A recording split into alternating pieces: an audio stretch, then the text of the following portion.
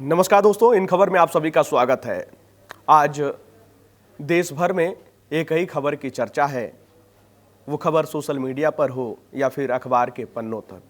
क्या तो मोदी 3.0 में आखिर किसको किसको जगह मिल रही है और कौन कौन से वो बड़े चेहरे हैं जो एक बार फिर रिपीट हो रहे हैं और कौन से वो बड़े नाम हैं जिनका पत्ता कट गया है।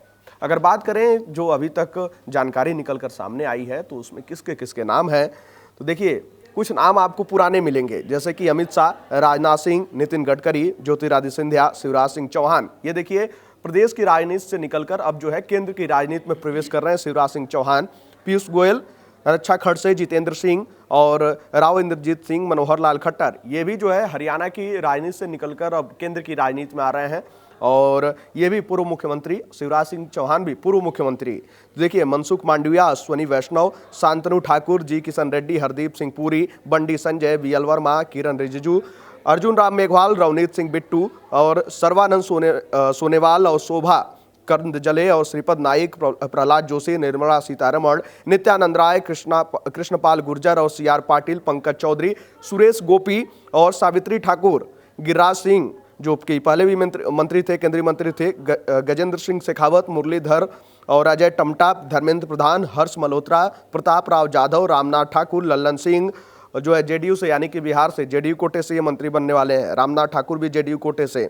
उधर मोहन नायडू टीडीपी कोटे से, पी चंद्रशेखर जो है टीडीपी कोटे से, चिराग पासवान एलजेपीआर के प्रमुख, जीतन राम मांझी हम के कोटे से, जयंत चौधरी आरएलडी के कोटे से, अनुप्रिया पटेल अपना दल के कोटे से, चंद्र प्रकाश और इधर जो है एचडी कुमार स्वामी, रामदास अठावले जो है पिछली सरकार में भी मंत्री रहे हैं।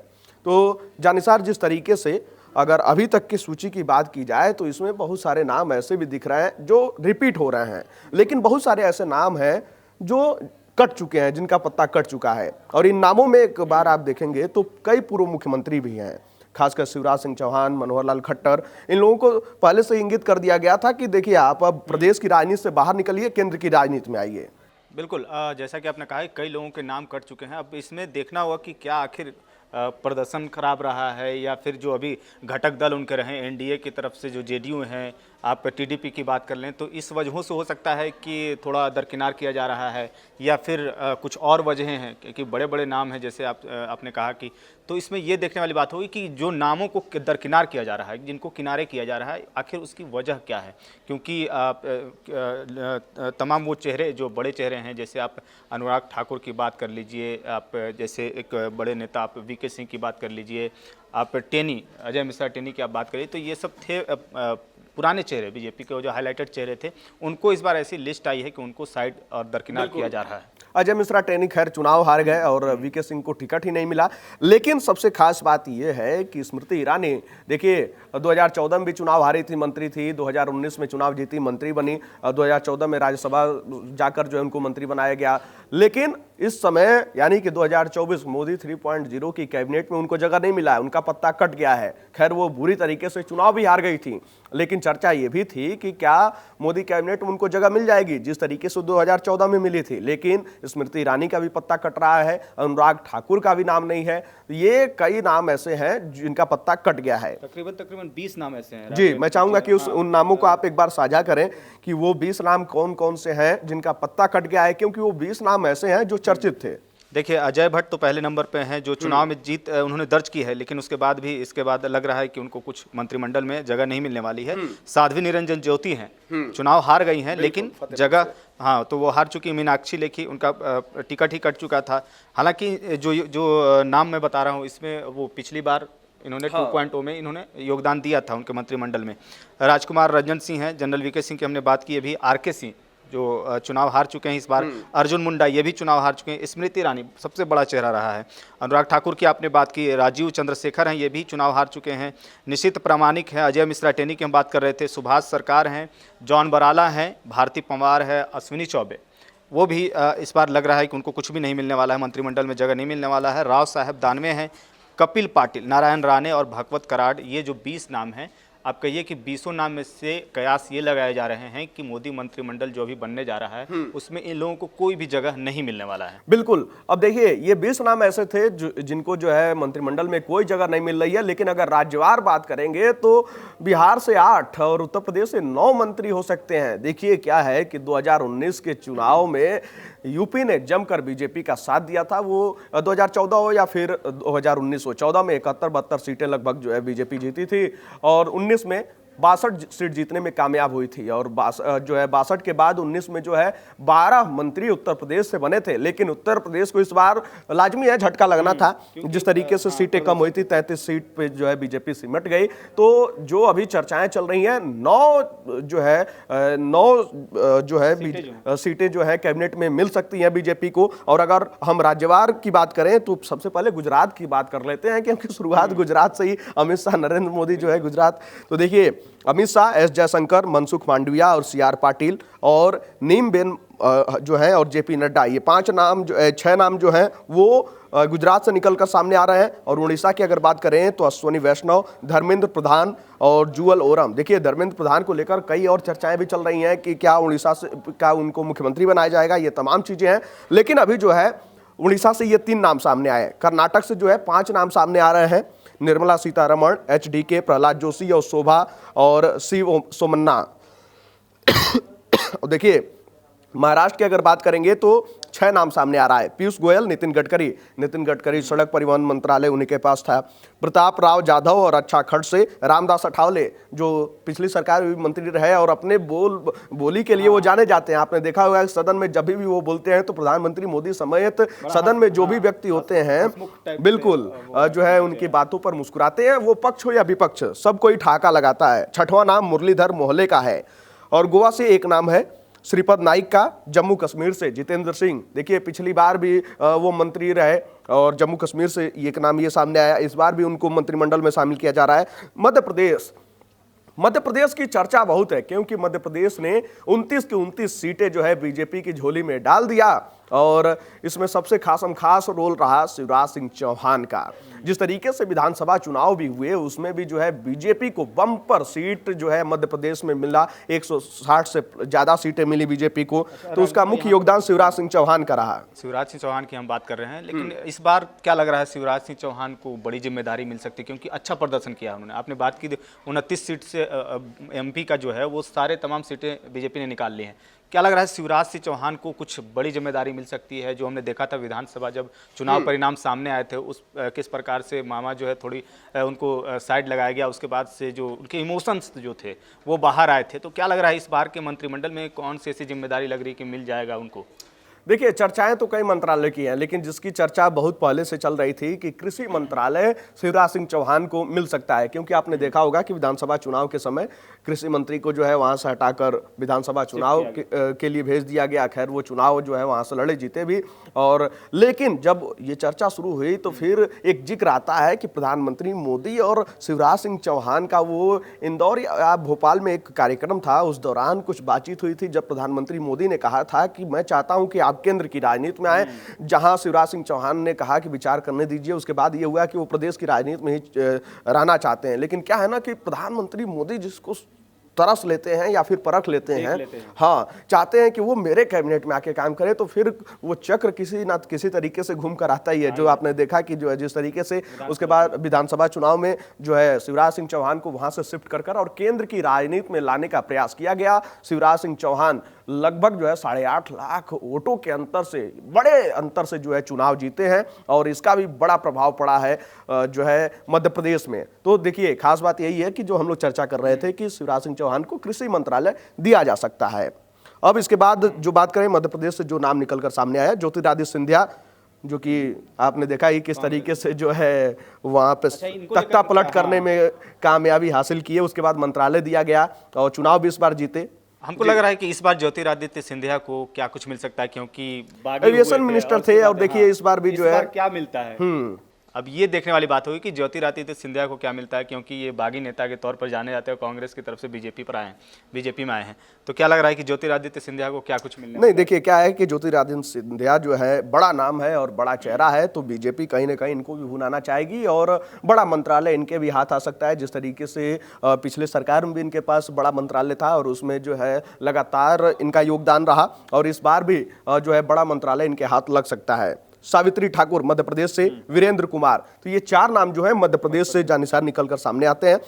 बात करें उत्तर प्रदेश की तो देखिए हरदीप सिंह पुरी, राजनाथ सिंह जो है, जयंत चौधरी। देखिए जयंत चौधरी की बात करनी लाजमी हो जाती है, क्योंकि सबसे पहले राजनाथ सिंह की बात कर ले तो लगभग 1,30,000 के बड़े वोटों के अंतर से जो है चुनाव जीते लखनऊ से, और राजनाथ सिंह 2019 के जो है कार्यकाल से जो है रक्षा मंत्री थे।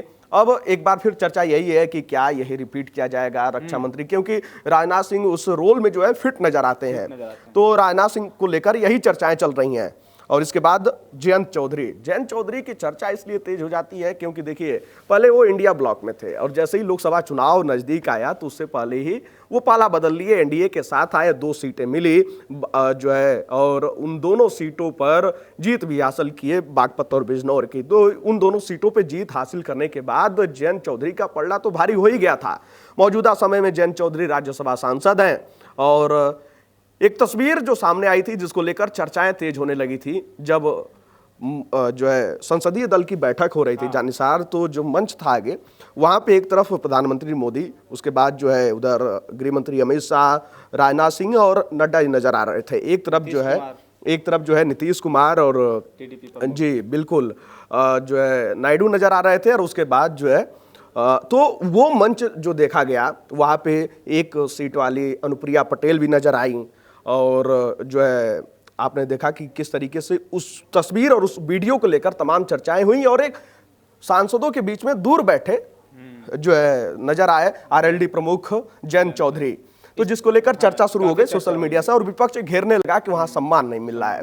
लेकिन इसका जो है जब वार होगा तो पलटवार तो होगा ही, जयंत चौधरी की तरफ से भी पलटवार किया गया, ये तमाम चीजें हुई, लेकिन मंत्रिमंडल में जयंत चौधरी को भी जगह मिलती हुई नजर आ रही है। को जब देख करके हम आकलन कर रहे हैं कि जो जयंत चौधरी को जगह नहीं मिली, लेकिन मंच पर वहां पर जो प्रमुख थे जिनको लग रहा था कि ये पाला अगर बदलते हैं तो एनडीए का काम जो है वो गड़बड़ा सकता है, उनको वहां पर तवज्जो मिला। थे एक सीट वाले। तो तवज्जो दिया गया है। जयंत चौधरी के साथ क्या है कि जयंत चौधरी तो मोदी जी के साथ हैं ही। पिछली बार आपने देखा कि जब वो पलट करके बीजेपी की तरफ आए तो उसके बाद से पूरी तरीके से समझिए कि नरेंद्र मोदी को उन्होंने विश्वास में ले लिया है, और जयंत चौधरी भी कहीं ना कहीं मोदी जी के विश्वास में हैं। बिल्कुल, और इस वजह से मुझे लगता है कि वो सांसदों के बीच बैठे जरूर हैं, उनको मंत्रिमंडल, वो भी आश्वस्त हैं कि मंत्रिमंडल में उनको जगह मिलेगी। इसको लेकर जगह मिलना तो लगभग तय ही है। और आपको बता दें कि जयंत चौधरी का पश्चिमी उत्तर प्रदेश में काफी वर्चस्व है और किसानों के नेता माने जाते हैं। इसके बाद का जो नाम है ना, जितिन प्रसाद, देखिए जितिन प्रसाद की बात करें तो भैया ये वही है जो वरुण गांधी की सीट से चुनाव लड़े और बम्पर वोटों के अंतर से चुनाव जीते, और अब मंत्रिमंडल में भी शामिल होने वाले हैं। तो देखिए जितिन प्रसाद जो है उत्तर प्रदेश की राजनीति में भी लंबे समय सक्रिय रहे, और जो है उसके बाद अब केंद्र की राजनीति में, अब मंत्रिमंडल में भी जितिन प्रसाद आपको नजर आएंगे। वहीं आपको बता दें कि पंकज चौधरी जो है पिछले सरकार में भी मंत्री थे, अब इस सरकार में भी। उसके बाद वीएल वर्मा, और उसके बाद अनुप्रिया पटेल जो है अपना दल प्रमुख जो है, और मिर्जापुर से जो सांसद हैं, और अनुप्रिया पटेल पिछली बार की सरकार में भी जो है मंत्रिमंडल में थी, इस बार भी जो है मंत्री बन रही हैं। तो देखिए अनुप्रिया पटेल खैर 2 सीटों पे उनकी पार्टी चुनाव लड़ी थी, लेकिन एक ही सीट जीत पाई है। बात कर ले कमलेश पासवान की। ये कमलेश पासवान बांसगांव लोकसभा सीट से चुनाव जीते हैं तीसरी बार, और देखिए खास बात ये हो जाती है कि जिस तरीके से जो है कमलेश पासवान लगातार सक्रिय रहे हैं।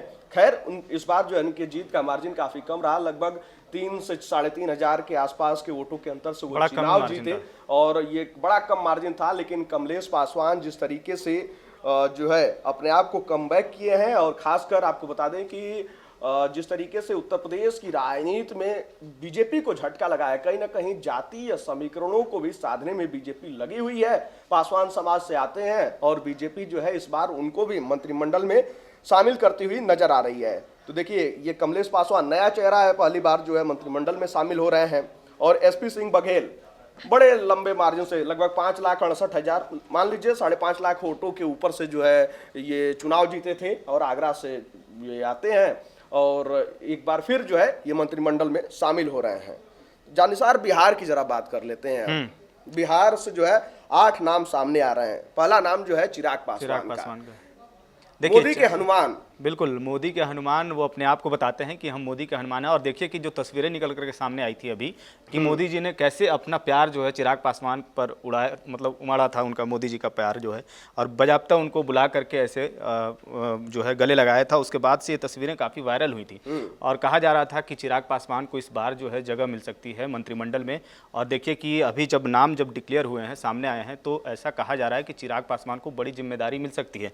वहीं अगर हम दूसरे नाम की बात करें तो गिरिराज सिंह, जो कि उनको मंत्रिमंडल में जगह मिली थी पिछले बार भी, इस बार भी गिरिराज सिंह को जगह मिल सकती है। और वो अब देखना होगा कि गिरिराज सिंह को आखिर कौन सी मंत्रिमंडल में कौन सी जगह पर उनको बैठाया जाता है।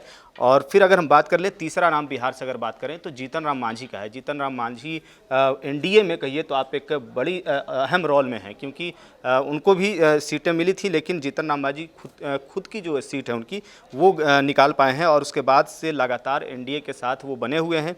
अब मंत्रिमंडल जब मतलब गठन हो रहा है तो जीतन राम मांझी के भी नाम जो हैं वो खूब सुर्खियों में है और जीतन राम मांझी को भी कहीं ना कहीं मोदी के मंत्रिमंडल में जगह मिलने जा रहा है। उसके बाद अगर हम बात करें चौथा नाम जो है बिहार से वो है रामनाथ ठाकुर का है।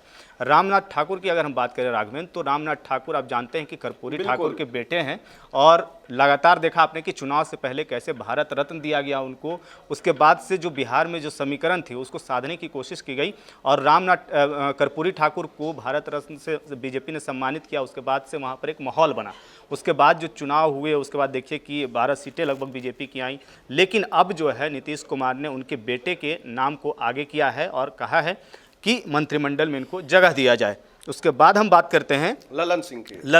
ललन सिंह का भी काफ़ी नाम चर्चे में रहा है और देखा आपने कि वो भले ही पार्टी के अध्यक्ष पद से उनको हटा दिया जाता है, कहा आरोप लगता है कि आरजेडी से सांठगांठ है और पार्टी के करीब हो रहा है, तो कहा जा रहा था कि वो पार्टी को विलय करने जा रहे हैं।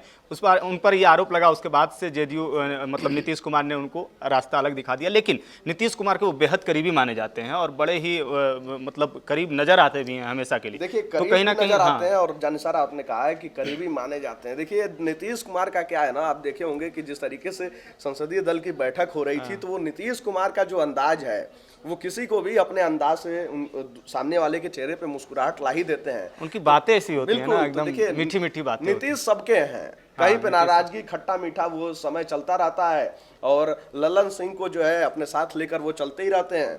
खैर, और इसके बाद जो अगला नाम है नित्यानंद राय का। नित्यानंद राय, आपको मालूम है कि उजियारपुर सीट से वो चुनाव लड़े थे। उसके बाद यहाँ भी काची जो है कि लंबे मार्जिन से वो जीतते हैं। उसके बाद से एक और नाम आता है राजभूषण का और दूसरा नाम है जो है मतलब 8वां और अंतिम नाम है सतीश दुबे का। सतीश दुबे भी एक उभरते हुए जो है चेहरा है और ये कुल जो है 8 नाम है वो बिहार से निकल करके सामने आए हैं। आपने नीतीश कुमार की बात की, आप देखा कि ये मंच से उन्होंने जो बातें कही हैं तो मुझे कहीं ना कहीं लगा कि जो उन्होंने बातें कही है वो सिर्फ और सिर्फ जो पलटने की चर्चा हो रही थी तो पीएम मोदी को उन्होंने सिर्फ आश्वस्त किया है, विश्वास में लेने की कोशिश की है कि कहीं ना कहीं जो हमारे खिलाफ बातें चल रही हैं कि नीतीश कुमार पलट जाएंगे। आपने सुना होगा कि कहा कि हम यहीं रहने वाले हैं, कहीं नहीं जाने वाले हैं, आप जो कहेंगे वही करेंगे और हम चाहते हैं कि जल्दी से जल्दी जो है आपका शपथ ग्रहण समारोह हो जाए। तो कहीं ना कहीं नीतीश कुमार ने उस भाषण में, अपने भाषण में सिर्फ और सिर्फ मुझे लगता है कि विश्वास में लेने की कोशिश की है पीएम मोदी को और आश्वस्त किया है कि हम कहीं नहीं जा रहे हैं, हम आपके साथ हैं और आपके साथ ही मिलकर के काम करने वाले हैं। तो ये तमाम चीज़ें हैं राघवेंद्र जो निकल करके सामने आई हैं बिहार से। आपने बात की हमने कि 8 सीट जो हैं पिछली बार हालांकि मंत्रिमंडल में कम लोगों को जगह मिली थी और इस बार कहा जा रहा है कि लगभग 10 लोगों को जब और मंत्रिमंडल विस्तार होगा तो उस दौरान और लोगों को भी जगह मिल सकती है। तो ये कयास लगाए जा रहे हैं कि कम से कम 10 जो है सीट जो जगह है मंत्रिमंडल में मोदी जी के, उसमें जगह बिहार से मिलने जा रही है और बिहार का ये कुछ नक्शा जो है मंत्रिमंडल का होने जा रहा है। बिल्कुल, और ख़ास बात यह है कि जैसा कि जानिसार ने कहा है कि बिहार से जो है 8 लोगों का नाम सामने आ रहा है और यही जेडीयू है। जब 2019 में जो है 16 सीटें जीती थी तब नीतीश कुमार और बीजेपी में खटक गई थी, क्योंकि नीतीश कुमार दो जो है सीट की मांग कर रहे थे कैबिनेट में। उस समय जो है बीजेपी ने कहा है कि भैया एक ही मिल सकता है। और इसी बात से नाराजगी हो गई। आखिरी जिस दिन शपथ ग्रहण था, नीतीश कुमार जो है उसका बायकॉट कर दिया, पहुंचे ही नहीं। लेकिन उस समय बीजेपी जो है अपने दम पर बहुमत के आंकड़े को पार कर रही थी। तो यही होता है समय समय का खेल। इस बार नीतीश कुमार ने 4:1 का जो है ऑफर किया था, यानी कि 4 सांसदों पर 1 मंत्री पद। लेकिन इस बार जो है 12 सीटें मिली हैं, तो उस हिसाब से 3 मंत्री पद की मांग थी, जो चर्चाएं चल रही थी, लेकिन 2 मिला है। अगर इसके बाद जो है अरुणाचल प्रदेश की बात करें तो किरण रिजिजू है, जो कि जो है पिछली सरकार में भी लगातार सक्रिय रहे और जो है मंत्रालय रहा।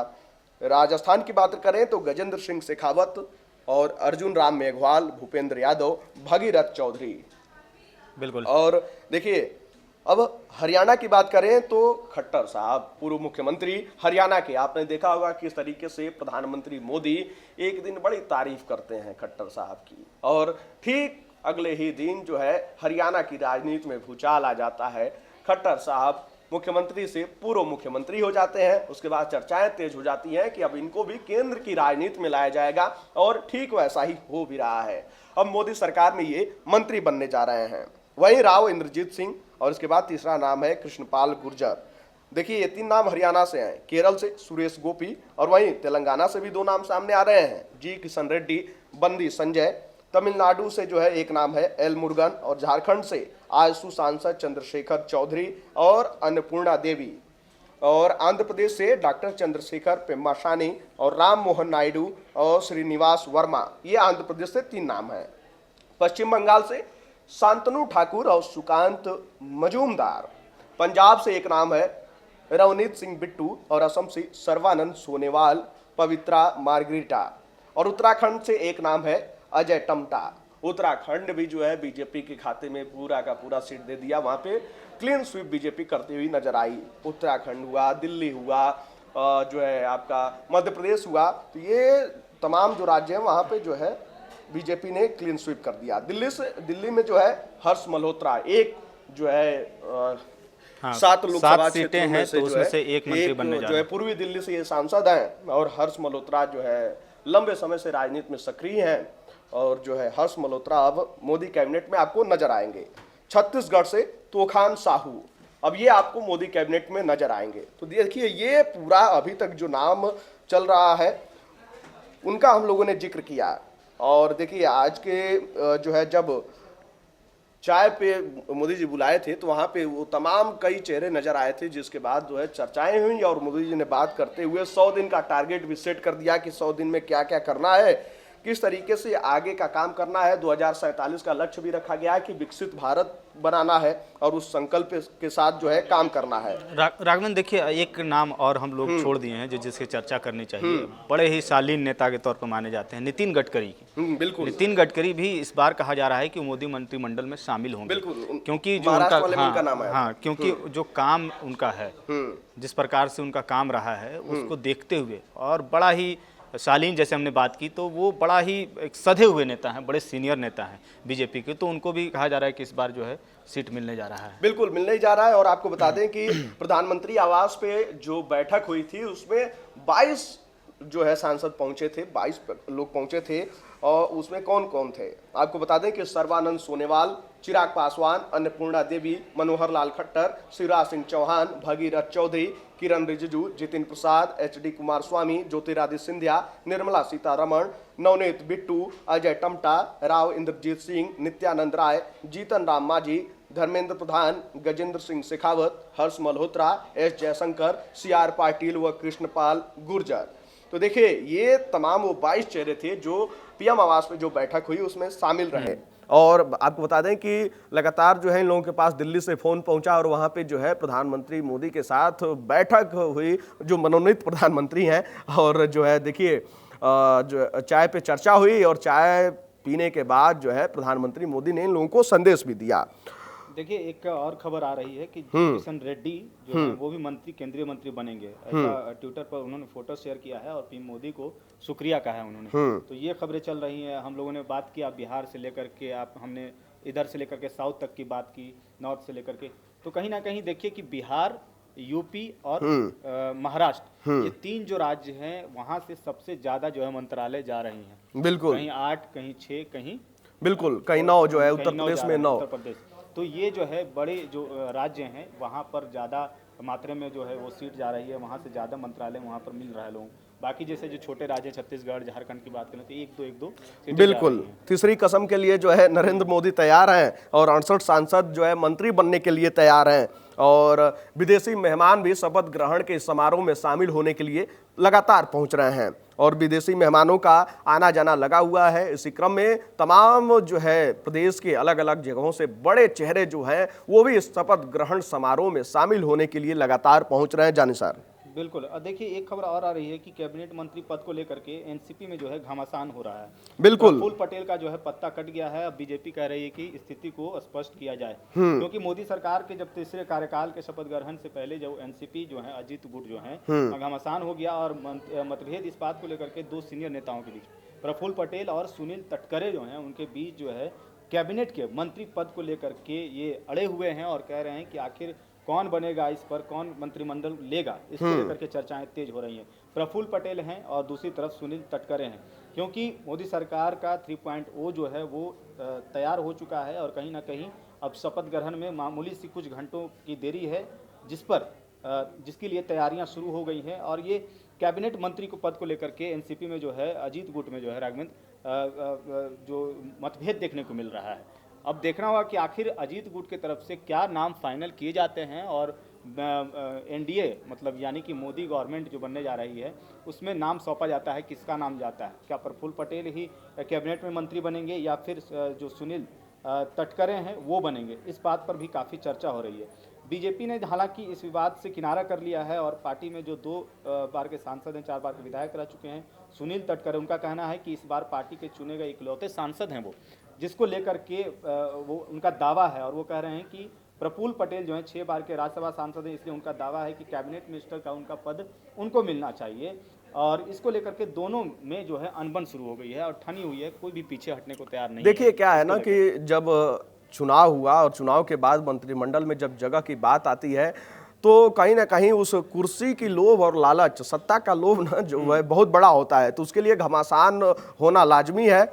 लेकिन जिस तरीके से ये आपने चर्चा की, बीजेपी के लिए भी ये चुनौती है। देखिए बीजेपी के लिए तो बहुत सारी चुनौतियां थी, खासकर बीजेपी के लिए चुनौती तो तब हो गई जब कहा गया कि जो है जेडीपी उधर से टीडीपी और जेडीयू जो है वो तमाम बड़े बड़े मंत्रालय की मांग कर रही है। कृषि मंत्रालय कोई सड़क परिवहन की मांग कर रहा है, तो वो भी एक बड़ा चर्चा का विषय खड़ा हो गया था। लेकिन अब जो जानकारी निकल कर सामने आई उसके अनुसार जो है मोदी सरकार जो 4 बड़े मंत्रालय थे, जो है गृह मंत्रालय, रक्षा मंत्रालय, विदेश मंत्रालय और जो है वित्त मंत्रालय, तो उन चारों मंत्रालय को बीजेपी अपने पास रख रही है। पिछली बार भी उनके पास था, जिस तरीके से गृह मंत्री अमित शाह थे, रक्षा मंत्री राजनाथ सिंह और जो है वित्त मंत्रालय निर्मला सीतारमण के पास था। और जो है आपने देखा कि जिस तरीके से विदेश मंत्री जो है एस जयशंकर थे, तो इस बार भी इन चारों मंत्रालयों को बीजेपी अपने पास रख रही है। और जो चर्चाएं लगातार चल रही थी कि ये मांग हो रही हैं, उसको भी झटका लगता हुआ नजर आ रहा है। पे जो है विराम लग गया है, अब विराम लग गया है। कहाँ गई वो चल रही थी खबरें, तो उस पर नजरें थी लोगों की। अब लेकिन जो हम 4 मंत्रालयों की बात कर रहे हैं, तो कहीं ना कहीं अब एक भी खबर आ रही है कि एस जयशंकर जो है उनको रिपीट किया जाएगा। रिपीट किया जाएगा। देखिए रक्षा मंत्रालय पे भी यही है, गृह मंत्रालय पर भी यही चर्चाएं चल रही हैं, क्योंकि ये बड़े बड़े मंत्रालय हैं और इन्होंने बेहतर काम किया है, बिल्कुल ऐसी बात नहीं है। और देखिए इस 3.0 में कई सारे बड़े बड़े काम होने हैं, तो गृह मंत्रालय जो है अमित शाह के पास जो है, इसमें पीयूके का जिक्र है, ये तमाम सारे यूसीसी का जिक्र है, तो ये तमाम वो बड़े बड़े काम हैं। और है बाकी हैं बीजेपी के जो अपने एजेंडे में शामिल है, उनको तो उनको लागू करना है। और इस बात पर अब चर्चा हो रही है कि जब 3.0 जो है मोदी सरकार एनडीए की सरकार बन रही है, तो कहीं ना कहीं उस मुद्दे पर भी बात होगी जो पेंडिंग है। बिल्कुल। और इतिहास रचने में जो है थोड़े ही समय का जो है थोड़ा ही समय बाकी है और भारत जो है इतिहास रचने जा रहा है। इसके साथ ही साथ प्रधानमंत्री नरेंद्र मोदी जो है वो भी इतिहास रचने जा रहे हैं। तीसरी बार जो है प्रधानमंत्री बनने जा रहे हैं। 62 के बाद जो है ये दूसरी बार हो रहा है। इससे पहले पंडित जवाहरलाल नेहरू हुए थे। और एक इतिहास का पल जो है कुछ ही समय में इतिहास के पन्नों में ये स्वर्णिम पल जो है दर्ज हो जाएगा। और आपको बता दें कि कई ऐसे चेहरे भी हैं जो पहली बार मंत्री बनने जा रहे हैं, चाहे वो शिवराज सिंह चौहान हो या फिर हर्ष मल्होत्रा, नवनीत बिट्टू हो, कमलेश पासवान हो, इत्यादि इत्यादि तमाम जो है बड़े बड़े नाम है। बहरहाल जानिसार, अब हम लोग जनता के ऊपर जो है इनके विचार को छोड़ते हैं कि जनता क्या सोचती है। तमाम जो बड़े नाम और जो है नए नामों का हमने जिक्र किया, आपको क्या लगता है कि कौन सा नाम उपयुक्त होगा किस मंत्रालय के लिए, और इस मोदी सरकार यानी कि 3.0 को लेकर आप क्या सोचते हैं, आपकी क्या राय है? आप अपनी राय जो है हम चाहेंगे कि कमेंट बॉक्स में हमारे तक जरूर पहुंचाइएगा, साझा कीजिए, और उन विचारों को हम लोग सुनेंगे, देखेंगे, परखेंगे। उसके बाद जो है आपके साथ एक बार फिर चर्चा में हम लोग जुड़ेंगे।